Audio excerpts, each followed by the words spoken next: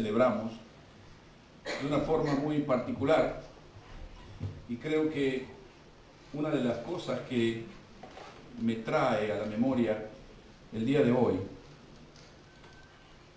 es que yo he vivido de alguna forma durante muchos años en un alto nivel de ignorancia sobre la Navidad, y de pronto a veces, al menos cuando yo era pequeño, una de las cosas que mis padres me decían es que el niñito Dios entraba a las 12 de la noche y traía los regalos, ¿no?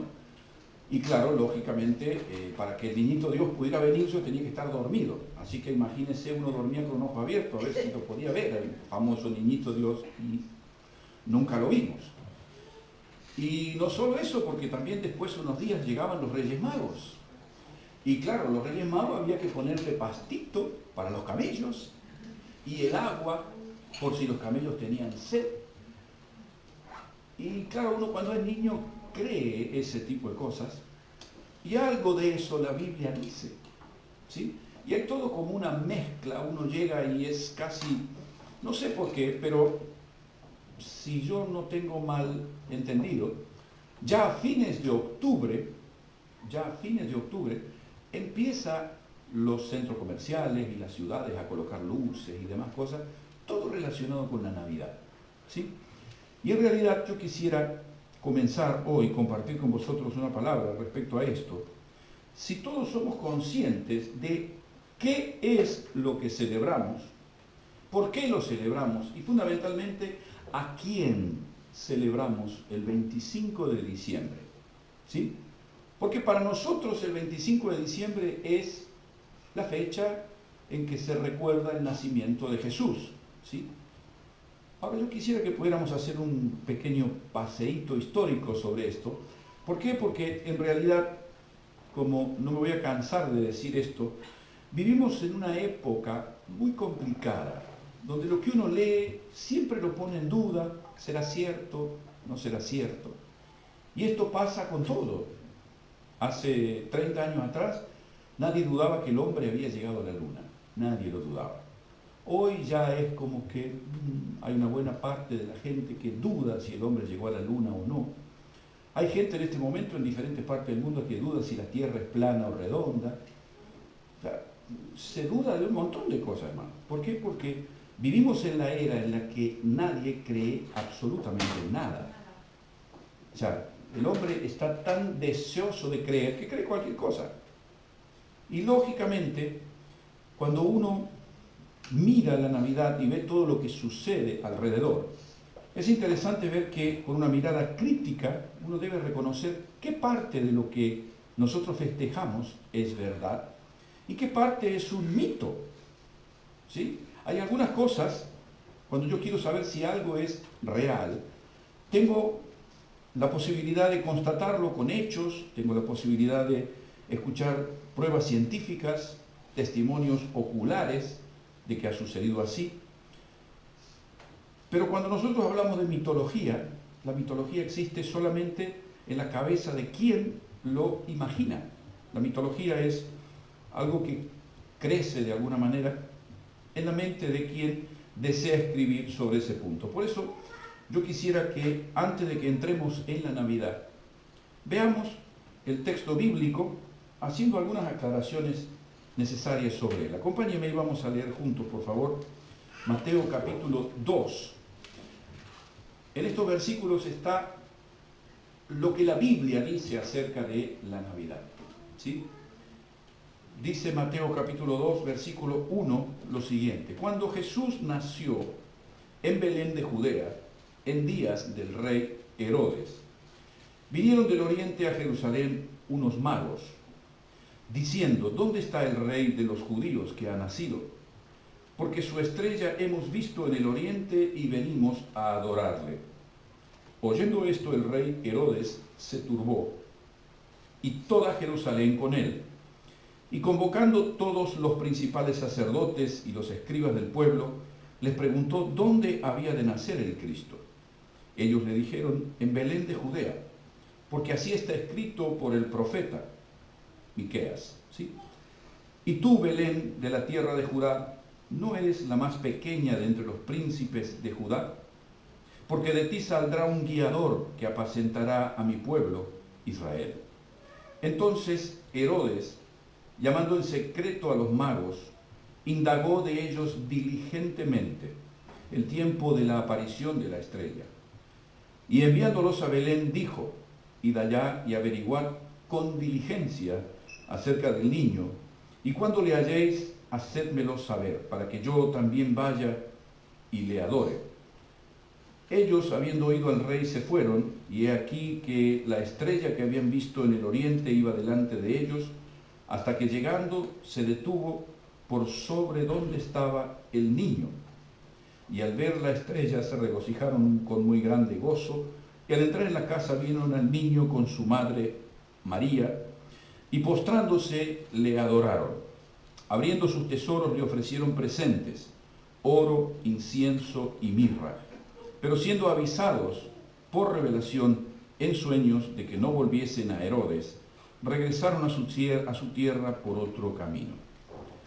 Estos 12 versículos nos cuentan de alguna manera lo que la Biblia dice respecto a la Navidad, ¿sí? Pero es interesante que hay algunas cosas que con el pasar de los siglos se han ido agregando. Yo recuerdo que en una oportunidad pregunté quién se recordaba cómo se llaman los Reyes Magos, y claro, todos sabemos que se llaman Melchor, Gaspar y Baltasar, y que eran 13, que había uno negro, uno rubio y uno verde. ¿Sí? No sabemos eso, ¿sí? Pero vuelvo sobre el punto. Aquí hay algunas cositas interesantes para poder mirar a través de lo que dice el relato bíblico, ¿sí? ¿Por qué? Porque en el tercer siglo, estos nombres que nosotros le conocemos, Melchor, Gaspar y Baltasar, nadie sabía de estos nombres. En el siglo III, Tertuliano, que es uno de los padres de la Iglesia, de alguna manera él relaciona a estos magos, como dice aquí, que en realidad el versículo 1 del capítulo 2 dice: vinieron unos magos, y estos no son magos de los que hacen magia, ¿sí? La palabra magos aquí implica más el sentido de un astrónomo, el que mira y estudia los planetas, no el astrólogo que produce el futuro, no, ¿sí? El astrónomo, ¿sí? Entonces, cuando estos hombres llegan, y aquí uno mira y dice, eran astrónomos, pero los conocemos como reyes, no sé por qué, y reyes magos, ¿sí? Ahora, estos tres, se calcula que cuando Tertuliano puso estos, dijo que eran 3, haciendo referencia a lo que ellos habían traído, que cada uno de su lugar de origen traían, uno traía oro, el otro traía incienso y el otro traía mirra. Luego de unos 150 años más, el Papa León Magno, que fue papa allá por el 1450 más o menos, él decidió que eran 3. Él decidió que habían sido 3 y que estos 3 eran un símbolo de los 3 hijos que sobrevivieron a la gran inundación con Noé, Sem, Cam y Jafet. Como eran 3, también estos eran 3. Y lo cómico de esto es que representaban de alguna manera a todos los continentes: África, Asia y Europa. Por eso eran 3. ¿Por qué? Porque todavía de América no se sabía nada en ese momento, ¿sí? Lo cual implica, obviamente, que cuando uno elabora todo esto, uno no puede ni siquiera pensar en que esto sea realidad. ¿Por qué? No dice la Escritura cuántos eran, no dice cómo se llamaban, y no dice tampoco la fecha. Dice sí que Herodes era el rey en ese momento, que fue en Judea. Y cuando uno continúa con el relato, aparentemente había unos pastores que estaban fuera, y claro, en Israel, en diciembre, hace mucho frío, hermano, en la noche. Entonces es muy difícil que haya sido el 25 de diciembre. Por eso hay muchas fábulas por detrás y que en realidad lo único que hacen es colocarle el título de fábula al nacimiento de Jesús, porque uno dice, no, pero esto es una fábula. Pero no, Jesús nació en un determinado momento, un día específico, y la verdad es que respecto a esto, nosotros en la iglesia que conocimos al Señor en Argentina se festejaba, hacíamos un pesebre viviente en la plaza, aprovechábamos para predicar, pero yo me he encontrado aquí en Europa, en Italia y aquí en España, en algunos lugares también, donde parecería como que festejar la Navidad es o casi una herejía, una cosa no. Es decir, entiendo que el deseo de separarse del festejo de la Iglesia Católica, diga no, si la Iglesia Católica lo festeja, nosotros no lo vamos a festejar. Si ellos lo hacen, nosotros no. ¿Sí? Y esto ha llevado de pronto, recuerdo una experiencia que vivimos en Italia con unos hermanos. Con Susana, cuando escuchamos el testimonio de este hermano, nos miramos y dijimos, oh, bendito Dios, ¿cómo y dónde habrán aprendido eso? Estos hermanos, ellos eran de la zona de Nápoles y estaban en el centro de Italia, ahí cerquita se congregaban con nosotros, y una de las cosas que planteamos era que iban a hacer para Navidad. Y ellos decían, nosotros nos vamos para visitar a nuestra familia, pero siempre cuando celebramos la Navidad, nosotros hacemos nuestra propia comida. No aceptamos comer la comida que comen ellos porque está consagrada a los ídolos. Imagínense. ¿Usted se imagina invitar a una persona a su casa a comer y que la persona venga con un tupper y decir, no, tu comida está contaminada por los ídolos, yo voy a comer esta, que es comida santa, ¿no? Estos son extremos, que el cual uno dice, pero ¿será posible? ¿Por qué planteo esto?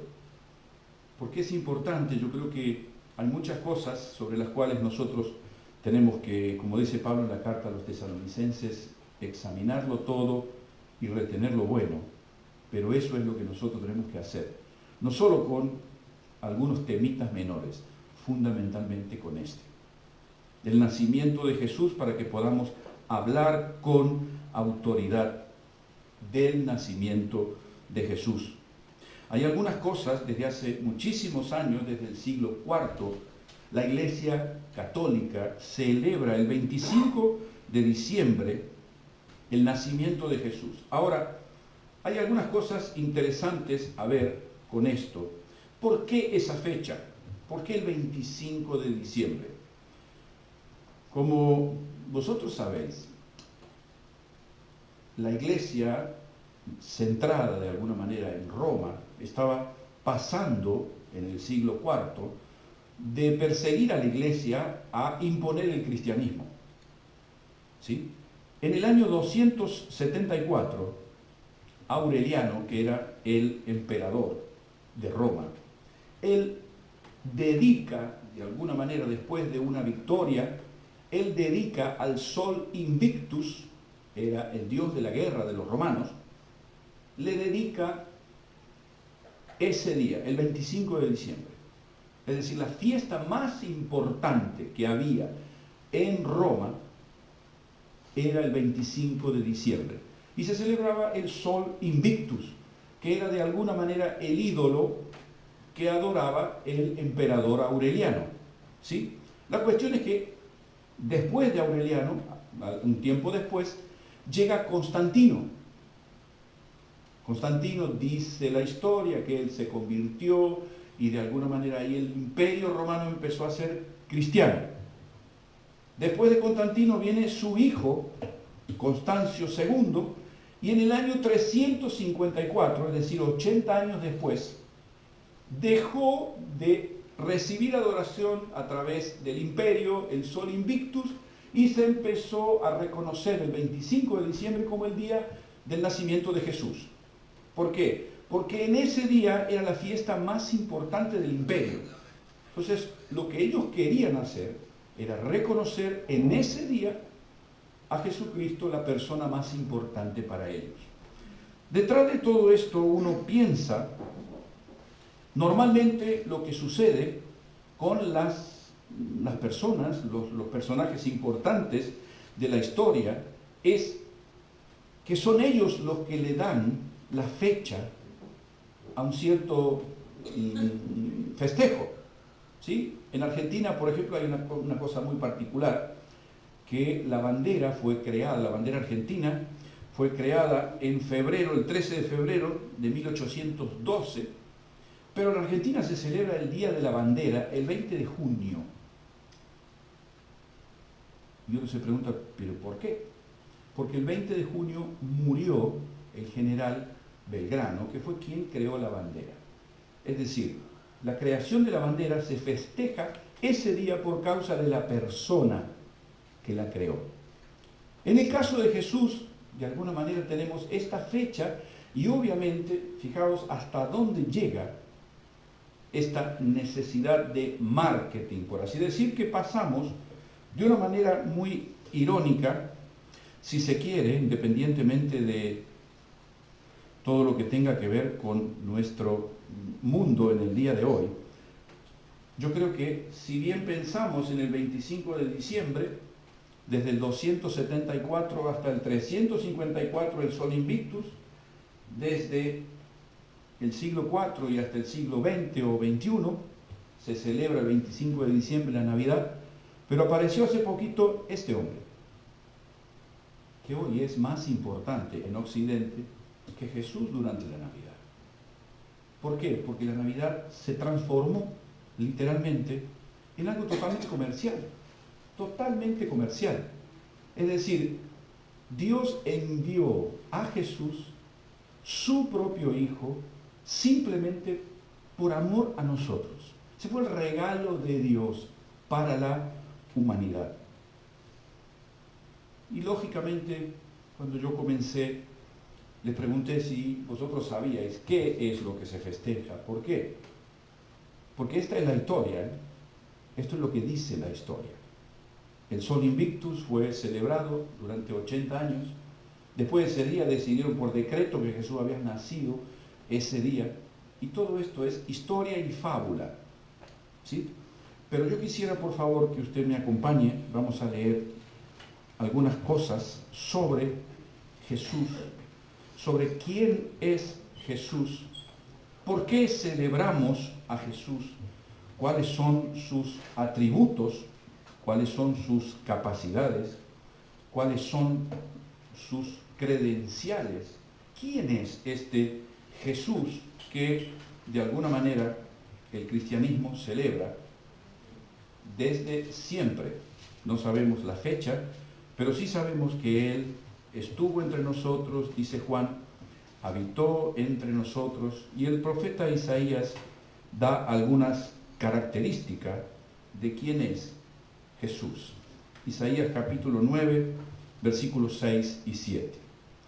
Dice la Escritura, porque un niño nos es nacido, hijo nos es dado, y el principado sobre su hombro.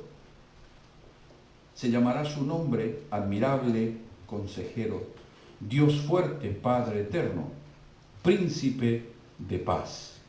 Lo dilatado de su imperio y la paz no tendrán límite sobre el trono de David y sobre su reino, disponiéndolo y confirmándolo en juicio y en justicia desde ahora y para siempre.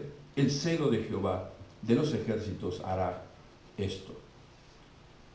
Todos los profetas, de alguna manera clara como en el caso de Isaías, o menos clara en caso de otros, específicamente hablan de Jesús como alguien muy esperado por experimentar la gracia de Dios. Sabemos que Jesús es admirable, que su persona es única, que no existe nadie parecido a Él, independientemente de lo que otras personas puedan opinar. Y me encanta que el profeta también lo ubique como un consejero, porque Él siempre va a tener una palabra de consejo para los que la buscan. Siempre, en todo. Siempre digo que de Dios uno nunca va a recibir silencio. Es sí, no o espera. Eso es lo que tenemos que hacer cuando queremos saber cuál es la voluntad de Dios. Sí, no o espera. Nunca Dios va a dejar que nos quedemos sin una respuesta. ¿Sí? Una de las cosas interesantes de esta característica de Jesús como una persona admirable,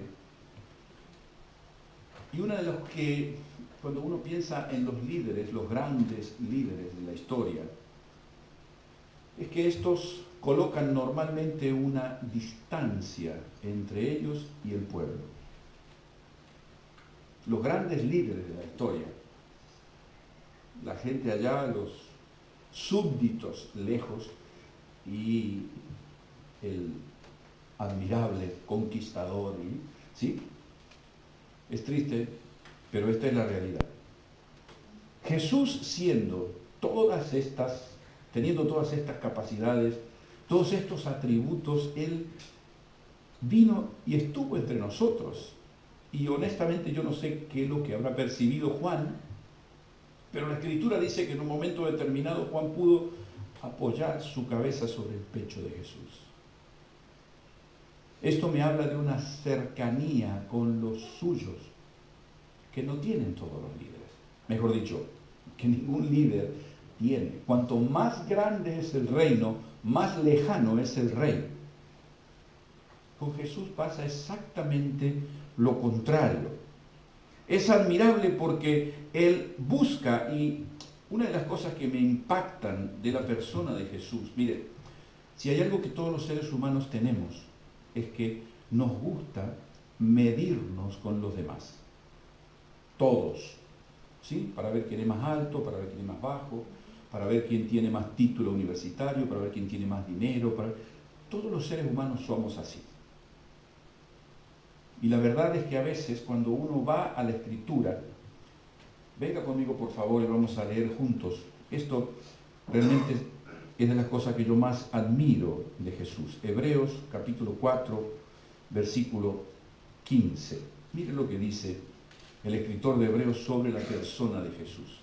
¿Quién más que Jesús para decir, qué vergüenza lo que estás haciendo? El que nunca pecó, el que siempre estuvo del otro lado de la culpa, dice lo siguiente, mire, porque no tenemos un sumo sacerdote que no pueda compadecerse de nuestras debilidades, sino uno que fue tentado en todo según nuestra semejanza, pero sin pecado. Yo no sé si a usted le pasó por la cabeza alguna vez que todas las tentaciones que usted pasa, también Jesús las sufrió. No me diga, en la época de Jesús no había YouTube. Sí, había otras tentaciones. Pero la Biblia dice que todas mis tentaciones, Él las vivió. Y aún así no nos juzga. Lo vemos en el capítulo 8 de Juan, con la mujer que querían apedrear, a cumplir la ley. Jesús dice claramente, ni yo te condeno. Entonces me pregunta por qué yo admiro a Jesús. Por eso. Porque me aconseja, tal como aconsejó a esta mujer. Mira, te quieren apedrear porque pecaste. Yo no te condeno. Vete, pero no peques más. No peques más. Este es el Jesús que nosotros conocemos y el que creo que necesitamos recordar. No solo el 25 de diciembre. Yo digo, cuando festejamos Navidad, del 1 de enero al 31 de diciembre, hermano. Todos los días debemos festejar la Navidad. Dice también el profeta que este niño que nacerá será llamado Dios fuerte y Padre eterno. Y estas dos cosas creo que de alguna manera tienen el mismo sentido. El Dios fuerte es admirable, es invencible. Es el héroe que nunca será vencido. Es aquel que de alguna manera establece su reino. El Padre eterno es el consejero al cual el Hijo se puede acercar sin temor. El versículo que sigue de Hebreos 4 15, el 4:16, dice: acerquémonos pues confiadamente al trono de la gracia, para alcanzar misericordia y hallar gracia para el oportuno socorro. Es decir, tenemos en Jesús un sacerdote que no nos juzga, pudiendo hacerlo, sino que se compadece de nosotros y nos dice: acérquense confiadamente al trono de la gracia. Esto lo transforma de alguna manera en alguien que nos protege, que es la figura de alguien fuerte, y es la figura que un papá debe tener con sus hijos. No hay hijo que tenga a su papá cerca, que aun truena y pasa cualquier fenómeno natural y el hijo automáticamente se agarra de los pantalones del padre y ya está seguro. El padre no puede hacer nada, pero para el hijo puede hacer mucho. Por eso cuando la Escritura habla y lo coloca en esta posición de aquel Padre eterno, indudablemente es una persona con características muy poco comunes. El Dios fuerte que vemos en la Escritura es el Dios que hace prodigios, es el Dios que establece límites. Y recuerdo que tiempo atrás estudiábamos acerca de lo que dice la Escritura de Satanás como un león rugiente, y que este león rugiente estaba atado con una cadena y que Dios tenía la punta de la cadena. Satanás no va a llegar un milímetro más de lo que Dios permita. Por eso también decimos que Dios es un Padre y es un Padre eterno. Estas son las características de la persona de Jesús. Y dice también el versículo 6 que Él es el príncipe de paz. Indudablemente cuando nosotros pensamos en un reino, hablábamos hace un poquito atrás de Roma, uno de los imperios más grandes de la historia. ¿Sí? ¿Cómo conquistó Roma los territorios que conquistó? Con la violencia, matando a los soldados de los pueblos que ellos iban a conquistar. Por el contrario, el reino que establece Jesús es un reino cuya arma más importante es el perdón. Las personas son conquistadas por Cristo por causa del perdón, no con un arma. El arma de Cristo es el perdón. Uno llega a Cristo y teniendo Él toda una lista de pecados para ponernos delante nuestro, Él abre sus brazos y dice: yo te perdono. Esa es el arma que Jesús usa desde hace 2000 años para aquellos que queremos acercarnos a Él. Por eso, cuando Jesús plantea que Él viene para traer paz, siempre identificamos la paz como la falta de guerra, pero Jesús dice: mi paz os doy. La paz de Dios, el shalom de Dios va mucho más allá, es paz, es plenitud, es prosperidad en el espíritu, es serenidad, bienestar, salud física, salud mental, seguridad. Todo esto es lo que es Jesús. Y el profeta pasa desde el versículo 6 al 7 y comienza a hablar de la obra de Jesús. Y en la obra de Jesús encontramos que dice el versículo 7 que Él será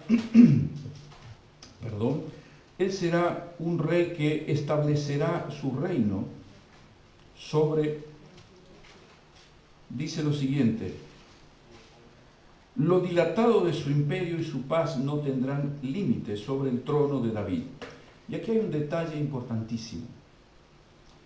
Cuando nosotros pensamos en lo que Jesús vino a hacer, casi siempre hablamos del reino de Dios. Pero el profeta distingue que lo que Jesús viene a hacer es a establecer un imperio. Cuando pensamos en Jesús, un imperio está formado por muchos reinos, ¿sí? Cuando pensamos en Jesús, dice el profeta: lo dilatado de su imperio y la paz no tendrán límites sobre el trono de David. El trono de David indica la presencia del pueblo de Israel, el profeta ve también, de alguna manera, no solo al pueblo de Israel, sino que lo ve junto con otros reinos de la tierra, perteneciendo a este imperio del cual Jesús es el soberano. Pensando en esto, en el trono de David, en la justicia y en la paz, y dice, de alguna forma termina diciendo, confirmando esto en juicio y en justicia desde ahora y para siempre. Y yo siempre tengo presente que hay una frase que el apóstol Pablo le dice a Timoteo, en 1 Timoteo capítulo 3, donde no sabemos si esta era una canción que se cantaba en la iglesia primitiva y que Pablo la agregó en la carta a Timoteo, o por el contrario, si se trata de algo que la iglesia primitiva empezó a cantar después que Pablo le escribió esto a Timoteo. ¿Sí? 1 Timoteo capítulo 3, versículo 13 en adelante. Y dice lo siguiente: esto te escribo para que tengas la esperanza, aunque tengo la esperanza de ir pronto a verte, para que si tardo sepas cómo debes conducirte en la casa de Dios, que es la iglesia del Dios viviente, columna y baluarte de la verdad, e indiscutiblemente grande es el misterio de la piedad. Y da esto lo que hasta el día de hoy, esta es otra de las preguntitas que usted cuando vaya al cielo puede hacer. El versículo 16, le puede preguntar a Pablo, a Timoteo, o a lo mejor a Pedro, si está por ahí, ¿sí? Dios fue manifestado en carne, justificado en el Espíritu, visto de los ángeles, predicado a los gentiles, creído en el mundo, recibido arriba en gloria. Esto es lo que establece de alguna manera quién es Jesús y lo que vino a hacer en medio nuestro. Pensar en la persona de Jesús, pensar en su obra, indudablemente uno puede decir cuál es la fecha en la que Jesús nació. No tenemos certeza de la fecha en la que Él nació, pero este imperio en el cual participa de alguna manera también el reino de Israel, es el imperio donde Cristo es el Señor, donde Él es el soberano. La Escritura lo describe como Señor de señores, Rey de reyes. Esto hace referencia a esta figura de un rey que está por encima de los demás reyes, tal cual como el apóstol Pablo lo describe. Por eso yo creo que si hay algo que nosotros tenemos que pensar en este tiempo, es identificar por qué celebramos la Navidad. ¿Qué estamos celebrando en estos días? A veces me preguntan, pero ¿es correcto que celebremos la Navidad o no? ¿Es correcto que hagamos el arbolito de Navidad? ¿Es correcto que pongamos esto? ¿Es correcto que pongamos aquello? Mire, nadie se va a ir al infierno porque haga un arbolito de Navidad. No creo. Ahora, el problema está en que usted piense que es más obediente a Dios porque pone el arbolito. Ahí hay un problema. ¿Sí? Yo creo que una de las cosas que necesitamos saber es conocer la historia, por qué se celebra el 25 de diciembre. Y como dije hace un momento, creo que lo que más debemos es recordar a Jesús, que vino por nosotros el 1 de enero, el 5 de febrero, el 20 de julio, el 17 de agosto y todos los días del año. La persona de Jesús merece que le recordemos. Cuando pensamos en la Navidad, de alguna manera recordamos, me pasó un poquitito, ahí está, ¿sí? Recordamos a Jesús, y una de las cosas interesantes que el apóstol Pablo menciona en su carta a los filipenses, mencionando sobre la persona de Jesús, él dice algo muy interesante. Permítame que le lea sobre lo que Pablo establece como Jesús y la obra de Jesús. Él dice, el cual siendo en forma de Dios, no estimó el ser igual a Dios como cosa a que aferrarse, sino que se despojó a sí mismo, tomando forma de siervo, hecho semejante a los hombres, y estando en la condición de hombre se humilló a sí mismo, haciéndose obediente hasta la muerte y muerte de cruz. Yo os he explicado en una oportunidad cómo yo entiendo lo que Pablo está diciendo en este texto. Jesús estaba, dice la Escritura, que Él estaba en gloria, en Dios, siendo Dios antes de la creación del mundo. Él pasa por la dimensión donde están los ángeles, de allí desciende a la dimensión donde estamos los seres humanos, y de allí desciende a los siervos, y no se quedó ahí, muere como el peor de los reos. Todo eso hizo Jesús por nosotros. Imagínense, viendo una actitud de este tipo, ¿cómo no recordarle? ¿Cómo no adorarle? Como hicieron los magos estos, que recorrieron kilómetros y kilómetros y kilómetros para adorarle. Hoy a través del Espíritu Santo no necesitamos hacer kilómetros y kilómetros. Necesitamos sí tener una actitud de gracia, una actitud de favor de Dios para con nosotros. Y es interesante que después que Jesús hiciera todo esto y aceptara ser asesinado como un reo, dice el versículo 9 de Pablo a los filipenses, por lo cual Dios también lo exaltó hasta lo sumo y le dio un nombre que es sobre todo nombre, para que en el nombre de Jesús se doble toda rodilla de los que están en los cielos y en la tierra y debajo de la tierra, y toda lengua confiese que Jesucristo es el Señor, para gloria de Dios Padre. De la misma forma que vimos cómo Jesús fue descendiendo hasta llegar a los estratos más bajos de la sociedad, dice Pablo que desde allí el Padre le colocó un nombre que es sobre todo nombre. Y uno va a Isaías y claro, este es el nombre que Jesús tiene. Él es el Padre eterno. Él es el consejero admirable. Él es el que vino por nosotros. Por eso yo quisiera que tomáramos un par de minutos. Cierre sus ojos, por favor. Y vamos a orar por esto. Yo creo que nosotros no somos totalmente conscientes de quién es Jesús, de su obra, de lo que Él vino a hacer. Y creo que está bien que el día martes, el 24, el 25, recordemos de una manera especial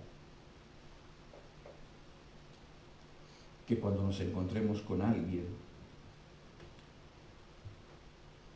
que nos hable de pronto de regalos, de Papá Noel y de todo lo que se mueve en el ambiente, recordemos esto.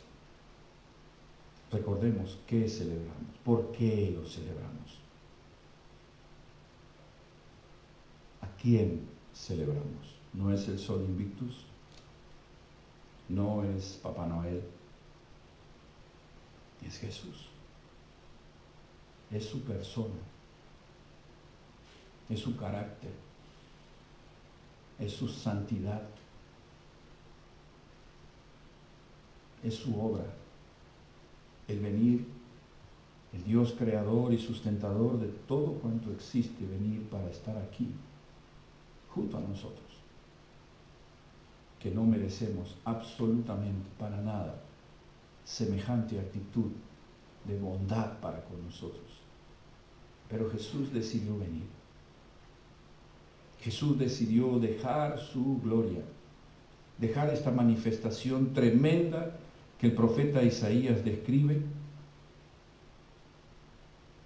simplemente por amor a nosotros. Cuando pensamos en que en esta fecha la gente hace regalos, hay algo que a mí impacta. Y es este versículo que tenemos escrito aquí y que habla del regalo que Dios nos hizo.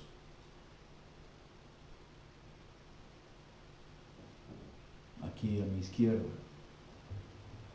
Allí tenemos escrito el regalo de Dios para la humanidad. Juan 3:16. De tal manera amó Dios al mundo que no le compró un yate, no le compró un helicóptero, no le permitió ganar la lotería. No. Dios amó de tal manera al mundo que le dio a su Hijo unigénito para que todo aquel que en él crea no se pierda, sino que tenga vida eterna. Este es el regalo de Dios para la humanidad. Este es el regalo de Dios. Y si hay algo sobre lo cual nosotros debemos reflexionar en estos días tan convulsionados, tan llenos de mercantilismo, llenos de situaciones a través de las cuales Jesús es un personaje histórico del cual ya no se debe hablar más, porque eso es arcaico. Sí creo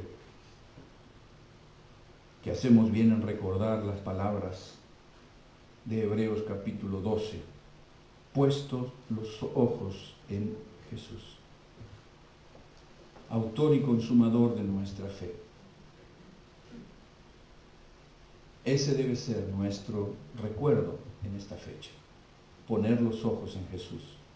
No permitir que nada ni nadie, ningún regalo, ninguna cena,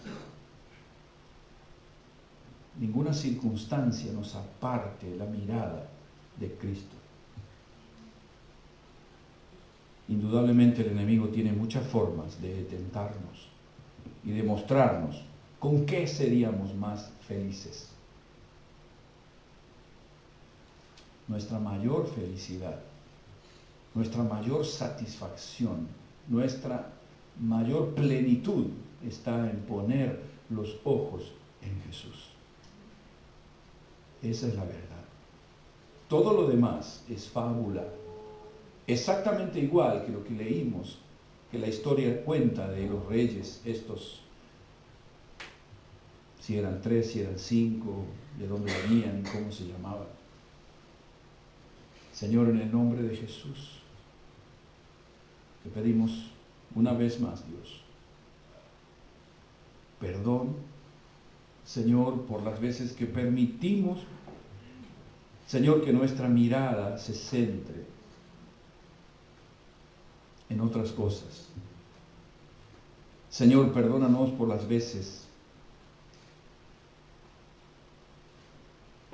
que pensamos que íbamos a ser más felices a alguien porque le compramos un regalo. Perdónanos, Señor.